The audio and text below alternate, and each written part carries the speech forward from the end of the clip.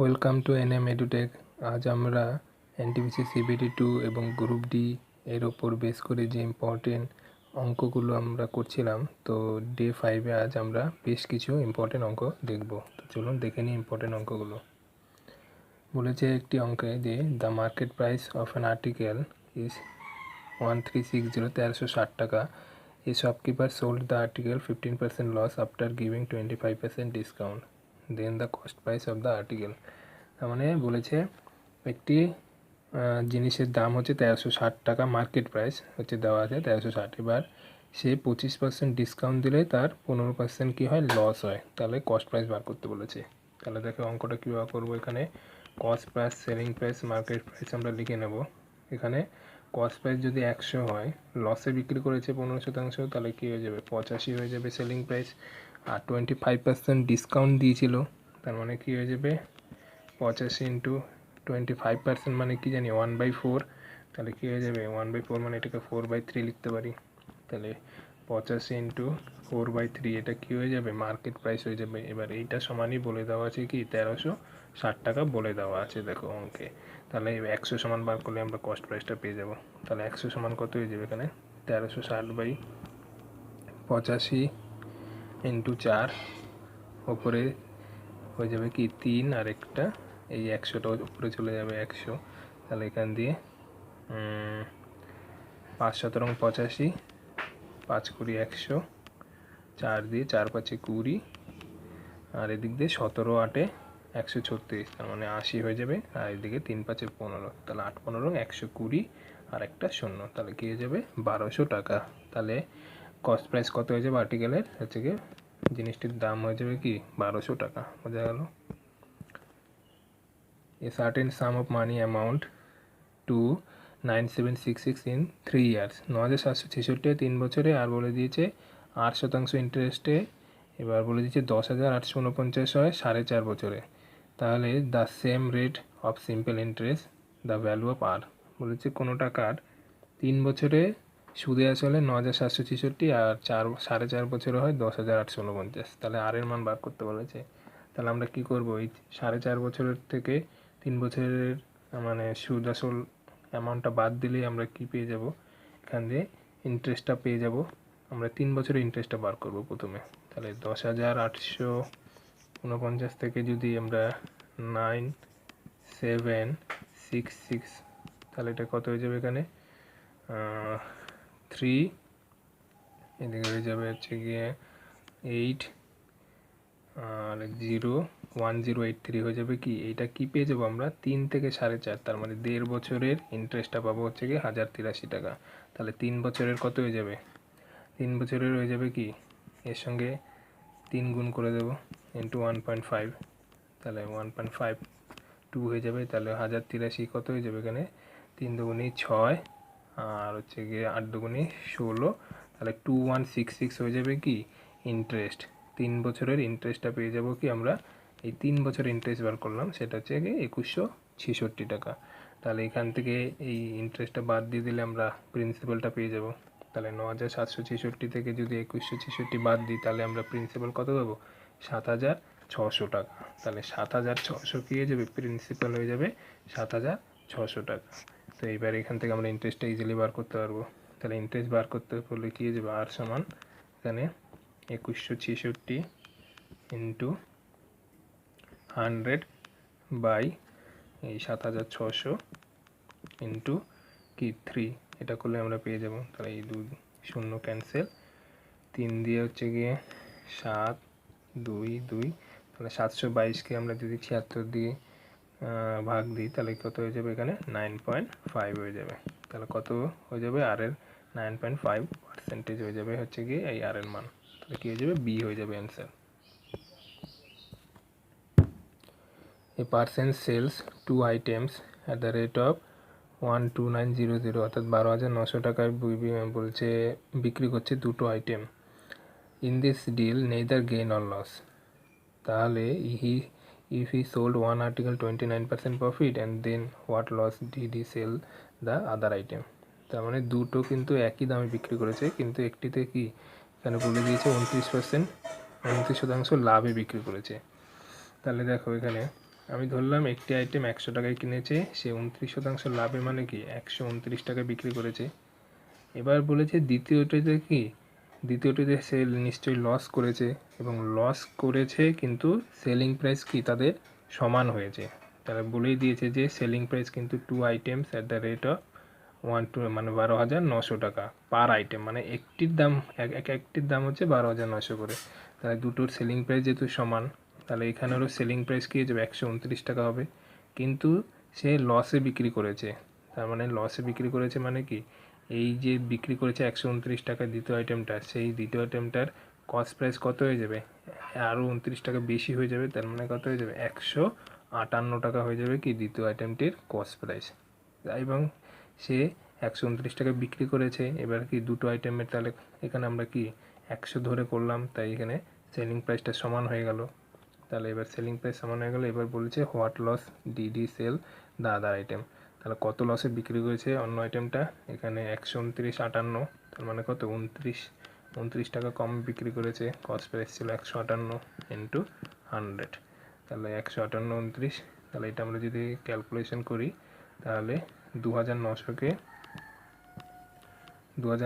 আমরা যদি 158 দিয়ে ভাগ দিই, তাহলে দেখবে এখানে 18.35% হয়ে যাবে। তাহলে কী হয়ে যাবে, এই এত লসে বিক্রি করেছে দ্বিতীয় আইটেমটি। Ajit Singh left from place 9:30 for place Q and David Raj left place Q at 1:30 PM for place P and the distance between them 416. If Ajit Singh speed 44 km আর David Raj 52 km, then at what time will they meet each other? তাহলে এখানে বলে দিয়েছে যে total distance দেওয়া আছে কত 416 kilometre. এবার সকাল 9:30টার সময় কি হলো, অজিত বেরিয়ে গেল, এবং কিন্তু ডেভিড রাজ কিন্তু সে 1:30টার সময়, তার মানে 4 ঘন্টা পরে বেরিয়েছে। তাহলে এই 4 ঘন্টা পরে বেরিয়েছে মানে 4 ঘন্টা অজিত কি এগিয়ে যাবে তার স্পিডে। তাহলে 44 কিলোমিটার বেগে যদি সে 4 ঘন্টাতে কত কিলোমিটার বেগে চলে যাবে, 44 ইন্টু 4, তার মানে 176 কিলোমিটার কিন্তু সে এগিয়ে যাবে। তাহলে এখান দিয়ে আমি ধরলাম এখান দিয়ে 176 কিলোমিটার চলে গেল। এইবার এই যে ডিস্টেন্স, এই ডিস্টেন্সটা তারা পরস্পরের অভিমুখে কত সময় পরে মিট করবে সেটাই বের করতে বলেছে। তাহলে 176, তাহলে 416 থেকে 176 যদি চলে যায় কত হয়ে যাবে, 416 থেকে যদি আমরা 176 বাদ দিয়ে দিই, 0 এদিকে 4, তাহলে 240, তাহলে এই 240 কিলোমিটার তাহলে পরস্পরের অভিমুখে, তার মানে কী হয়ে যাবে 240 পরস্পরের অভিমুখে, এটা তাহলে স্পিডের যোগফল হয়ে যাবে রিলেটিভ স্পিড। তাহলে 50 আর 40 90 আর 96 হয়ে যাবে। তাহলে এখানে 24 কে 24, 4 24 96, তার মানে কত হয়ে যাবে 5/2, অর্থাৎ কি 2.5 ঘন্টা পর তারা মিলিত হবে।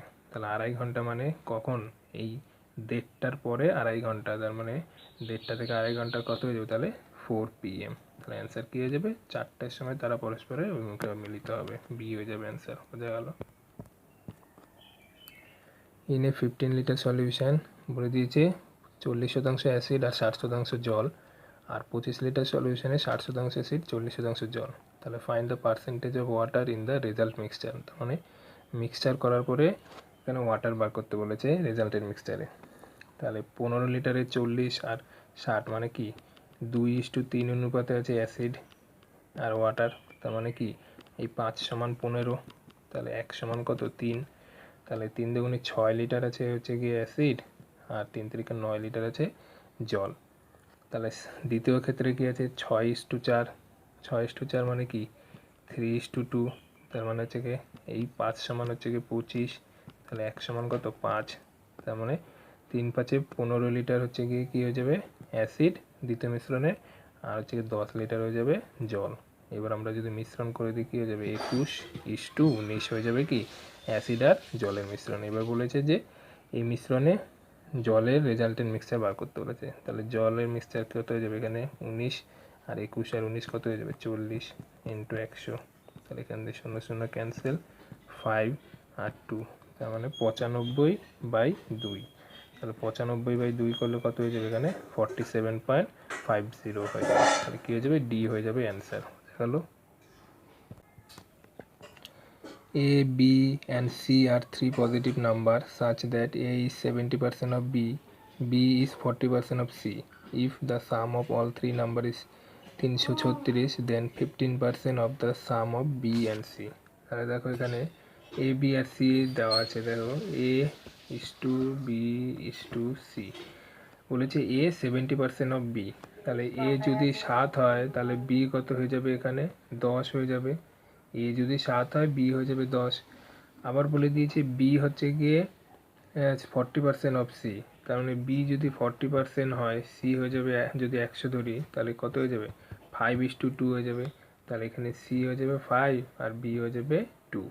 দেখো এখানে B 10 আছে, এখানে 2 আছে, তার মানে কি এর সঙ্গে আমরা সমান করতে হবে, তাহলে এর সঙ্গে 5 গুণ করে দিই, তাহলে A B C এর রেশিও কত পেয়ে যাবে, এখানে 7, এখানে 10, 7:10, এদিকে হচ্ছে কি 10:5 25, তার মানে দেখো B সমান হয়ে গেল, তাহলে A 7, B 10 R C 25।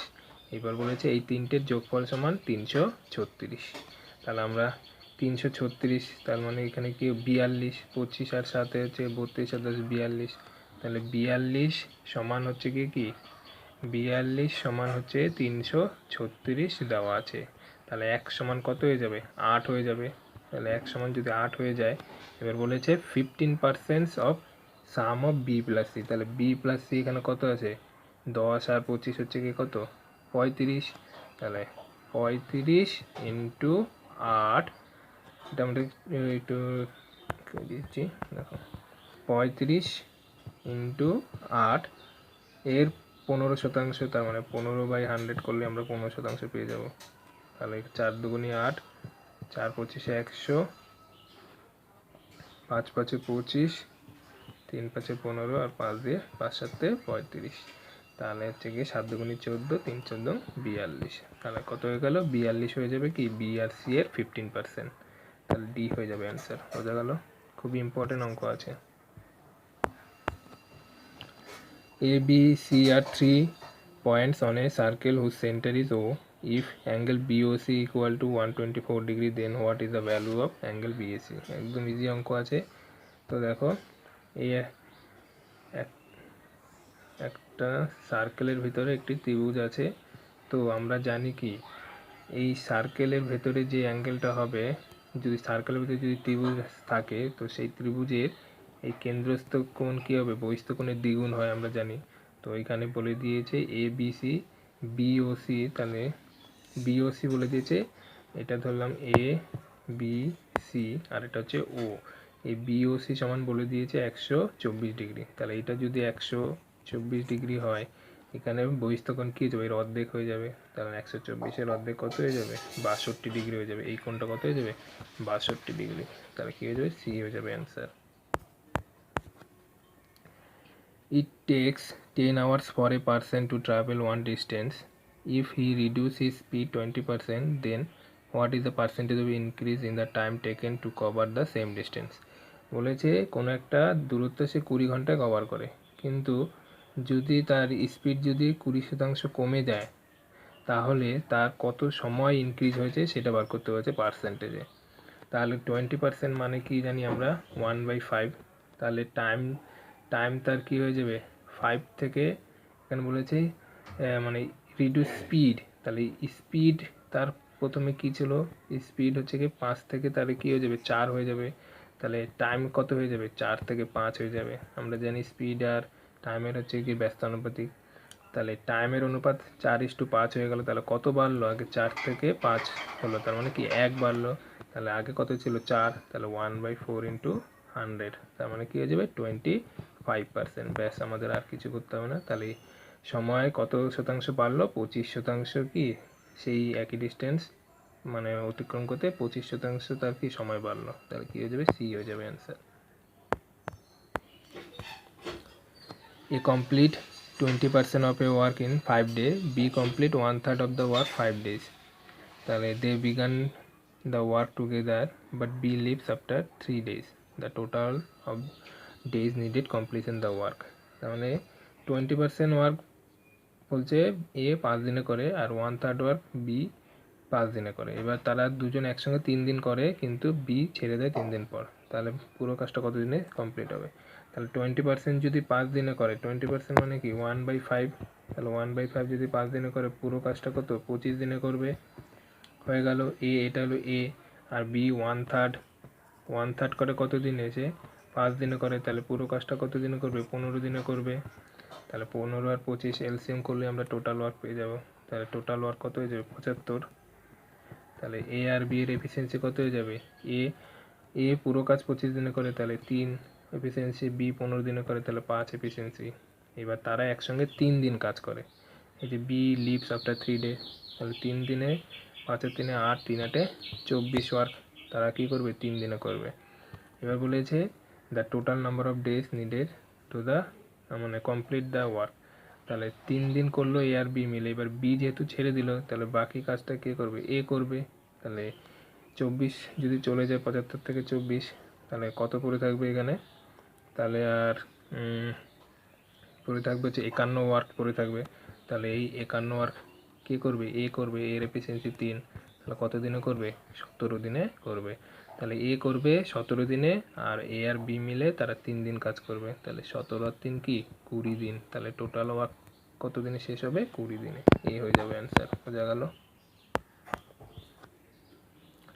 Helicopter বলে দিয়েছে travel certain distance 6 hours at a speed 180 km/h to travel same distance in 3 hours.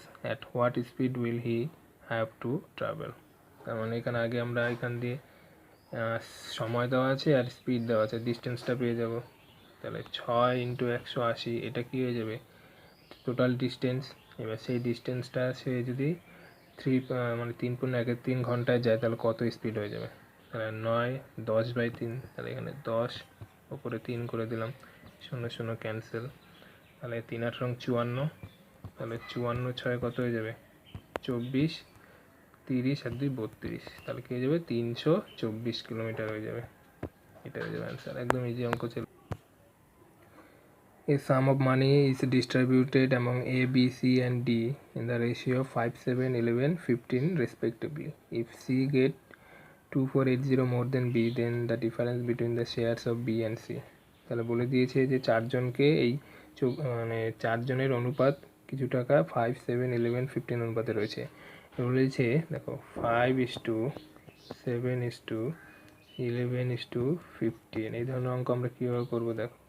এখানে বলে দিয়েছে সি 2480 টাকা বি এর থেকে বেশি, তার মানে বি এর থেকে বেশি সি, তার মানে এই দেখো ডিফারেন্স কত 4।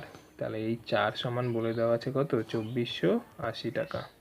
তাহলে 1 সমান কত হয়ে যাবে 620 টাকা হয়ে যাবে। তাহলে 1 সমান যদি 620 পেয়ে যাই, এবার কি বার করতে বলেছে বি আর ডি এর মধ্যে ডিফারেন্স। তাহলে বি আর ডি মানে 7 আর 15, তার মানে কত হয়ে যাবে 8 ডিফারেন্স। তাহলে 620 সঙ্গে 8 বার করলে আমরা ডিফারেন্সটা পেয়ে যাব। তাহলে 62 8 কত হয়ে যাবে, তো 62 8 হয়ে যাবে 8 2 16, 6 48 আর 49, তাহলে 49 আর একটা 0 4960 হয়ে যাবে কি ডিফারেন্স বি আর ডি এর। তাহলে 4960 বি হয়ে যাবে অ্যান্সার। ব্যাস কিছুই না, একদম ইজি অঙ্ক ছিল। The average weight of a family 18% falls below 1 kg when the weight of a child is added to it. If the average weight of the family after adding the weight of children 19 kg, what will be the weight of the child? এখানে কি বলতে চাইছে, বলছে 18 জনের বয়স গড় বয়স 1 KG কমে যায় যখন আরেকটা শিশুর বয়স যোগ করা হয়। তাহলে দেখো এখানে 18 জনের বয়স 1 কেজি কমে যায়, আর বর্তমানে হচ্ছে কি 19 কেজি। তাহলে 18 জনের বয়স আগে কত ছিল 20 কেজি ছিল, কিন্তু 18 + 1 যখন এই শিশুটি যোগ করা হলো তখন অ্যাভারেজ ওয়েট কত হয়ে গেল 19 হয়ে গেল। তাহলে এই শিশুটির ওয়েট কত হয়ে যাবে, তাহলে শিশুটির ওয়েট কত হয়ে যাবে দেখো এখানে 19, এই 18 জনের গড় বয়স 1 কেজি করে 1 কেজি কমে গেছে, তার মানে 1 কেজি কমে গেছে মানে কি 18 প্রত্যেক জনের কাছ থেকে 1 কেজি করে কমলে কী হয়ে যাবে, তাহলে 18 × 18 মানে 18 কেজি কমেছে। তাহলে 19/-18 করলে কী হয়ে যাবে 1 হয়ে যাবে কি এই শিশুটির ওজন।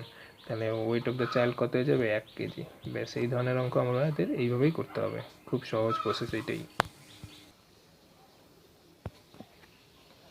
A machine cost fall 15% every year. It was purchased 2 years ago.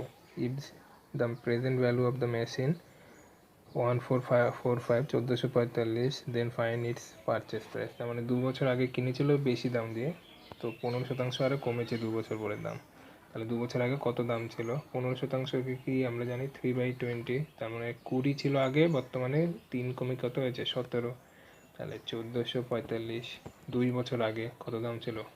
20/17 into 20/17, তাহলে 17 দিয়ে 17 8 হচ্ছে গিয়ে 136,